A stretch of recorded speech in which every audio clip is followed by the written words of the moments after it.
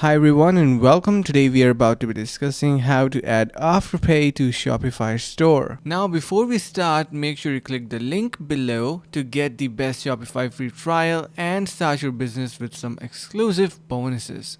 So first what you need to do is you're going to need to install an integration for that. So if you are willing to add an Afterpay, let's just say you want to head over to your apps section, and this is basically your apps, and there you need to search for offer sale. So basically an offer sale is something that we need to simply search for pay basically. I'm sorry about that. So an offer pay is basically once you purchase an item you can of course pay, and we have various integrations related to that. So this is the one that I recommend, and that is because it has feature that is gonna let you set up your offer pay.